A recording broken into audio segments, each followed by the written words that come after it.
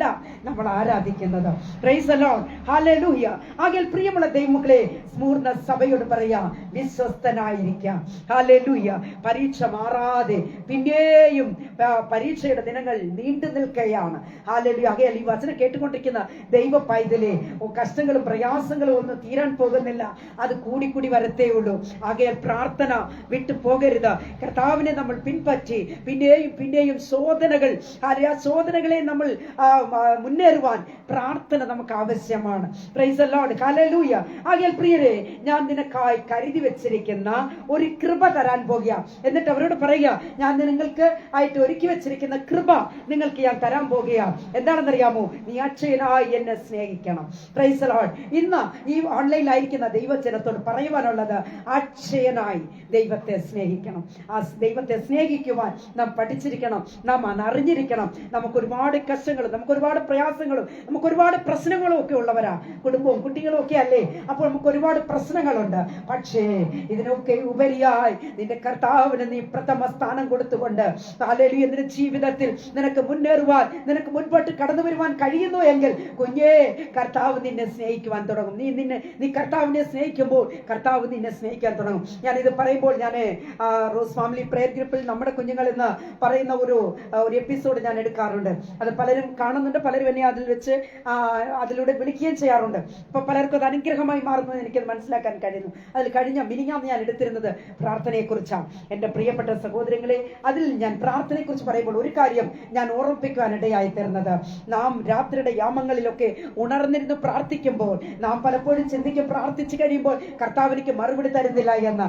അങ്ങനെയല്ല പ്രിയ സഹോദരങ്ങളെ. നാം 3 മണിക്ക് എഴുന്നേൽക്കുന്നു എങ്കിൽ നിത്യമായി നമ്മൾ ദിനംതോറും നമ്മൾ 3 മണി സമയത്ത് നമ്മൾ എഴുന്നേറ്റ് പ്രാർത്ഥിക്കുവാൻ മുട്ടുമടക്കുന്നു എങ്കിൽ 2:59 ആകുമ്പോൾ കർത്താവ് നിന്റെ ആ അറയിൽ, നീ ആയിരിക്കുന്ന മുറിയിൽ, ഹല്ലേലൂയ, നിനക്ക് മുൻപായി എന്റെ കർത്താവ് അവിടെ വന്നിരിക്കും. നീ എഴുന്നേറ്റിട്ടുണ്ടോ? നീ പ്രാർത്ഥിക്കുന്നുണ്ടോ? നീ എങ്ങനെയാ, നിന്റെ പ്രാർത്ഥന എങ്ങനെയാ, ഏത് തരത്തിലാണെന്ന് അറിയുവാനും നിന്നോടൊപ്പം കർത്താവ് വസിക്കുവാനുമായി എന്റെ കർത്താവ് ഇറങ്ങി വരുന്ന ദൈവമാ. വിശ്വാസമുള്ള ദൈവജനം ഇരിക്കുന്ന ഇടത്ത് എന്റെ ദൈവത്തെ ഒന്ന് സ്തുതിച്ച് തുടങ്ങണം. ഹല്ലേലൂയ. ആകയാൽ പ്രിയമുള്ള ദൈവമക്കളെ, ഹല്ലേലൂയ, ഇവിടെ പറയുന്നത് എന്താണെന്നറിയാമോ? ഞാൻ നിനക്കായി തരാൻ പോകുന്നത് ഹല്ലേലൂയ കൃപയാ.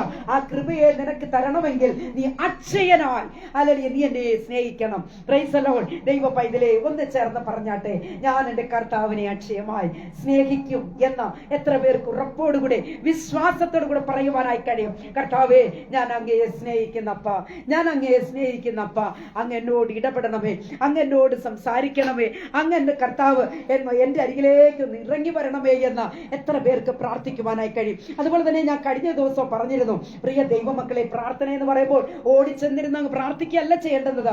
Price the Lord. നമുക്ക് ഞാൻ പറയാം, നിങ്ങൾക്ക് ഒരു ഉദാഹരണത്തിന് പറയാം. നമ്മളൊരു ഫോൺ കോൾ അറ്റൻഡ് ചെയ്യുമ്പോൾ എന്റെ പ്രിയരെ, നമ്മൾ സംസാരിക്കുന്ന, നമ്മൾ വിളിക്കുന്ന ആ വ്യക്തിയിൽ നിന്ന് നമുക്ക് റിപ്ലൈ കിട്ടുന്നില്ല എങ്കിൽ നാം എന്ത് ചെയ്യും? നാം അവരോട് ചോദിക്കും, ഹലോ, കേൾക്കുന്നുണ്ടോ, കേൾക്കാമോ എന്ന് നമ്മൾ അവരോട് ചോദിക്കും. എന്നിട്ട് അവരിൽ നിന്ന് പിന്നെയും നമുക്ക് മറുപടി ഒന്നും കിട്ടുന്നില്ലെങ്കിൽ നമുക്ക് തന്നെ മനസ്സിലാകും റേഞ്ച് ഇല്ല, ഇത് റേഞ്ചിന്റെ പ്രശ്നമാണെന്ന് പറഞ്ഞിട്ട് നമ്മൾ എന്ത് ചെയ്യും?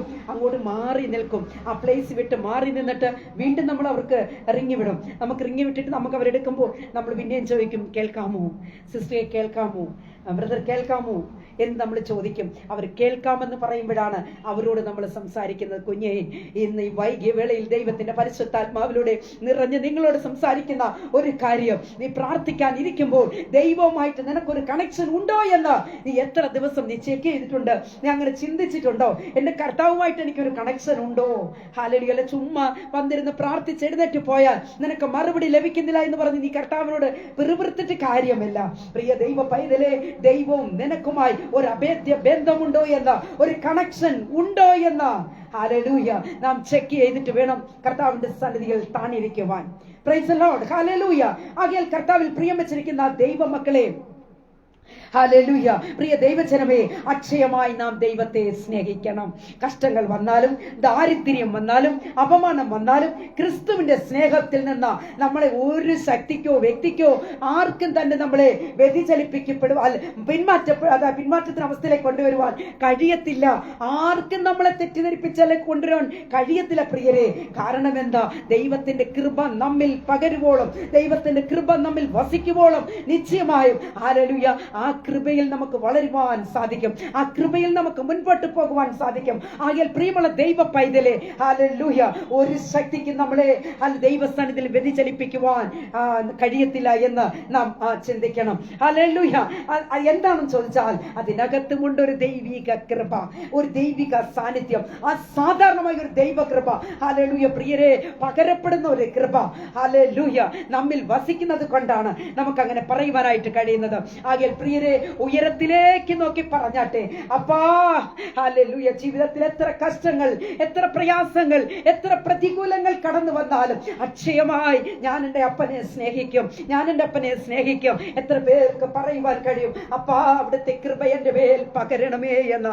ഹല്ലേലൂയ. അപ്പാ എൻ്റെ മേൽ അവിടുത്തെ കൃപയെ പകരണമേ, പുതിയ കൃപ എൻ്റെ മേൽ പകരണമേ, അഭിഷേകത്തിന്റെ ശക്തിയാൽ എന്നെ നിറയ്ക്കണമേ എന്ന് എത്ര പേർക്ക് ഇന്ന് ഹല്ലേലൂയ ദൈവസന്നിധിയിൽ സമർപ്പിക്കുവാൻ കഴിയും. ആരെല്ലാം സമർപ്പിക്കപ്പെടുന്നുവോ, ഹല്ലേലൂയ ദൈവ പൈതലേ, ഇന്ന് ഹല്ലേലൂയ കർത്താവ് നിന്നോട് സംസാരിക്കുന്ന ഒരു ദിനമായി മാറും. നീ അത്ഭുതത്തെ കാണുന്ന ഒരു ദിവസമായി മാറും. ഹല്ലേലൂയ. ഹബക്കൂക്കിന്റെ പുസ്തകത്തിലേക്ക് വരുമ്പോൾ നമുക്ക് 3-ാം അധ്യായത്തിന്റെ 17-ാമത്തെ വാക്യത്തിൽ ഇങ്ങനെയാണ് വായിക്കുന്നത്. ഞാനിവിടെ വായിക്കാം.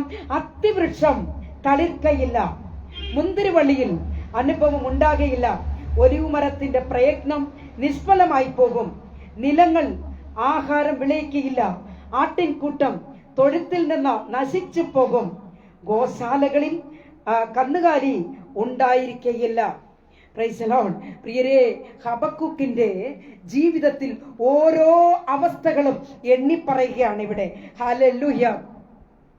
ഇവിടെ സുരേഷ് ബ്രദർ എൻ്റെ ഫോൺ നമ്പർ എൻ്റെ ഇതിലുണ്ട്, ഹെഡിങ്ങിലുണ്ട്, ആ നമ്പറിൽ വിളിച്ചാൽ മതി കേട്ടോ. പ്രിയ ദൈവ പൈതലെ, ഒരു കാര്യം വ്യക്തമായി വിളിച്ചു പറയട്ടെ. ഇവിടെ ഹബക്കൂക്ക് പറയുന്നത് ഹല്ലേലൂയ ഒരു തരത്തിലുമുള്ള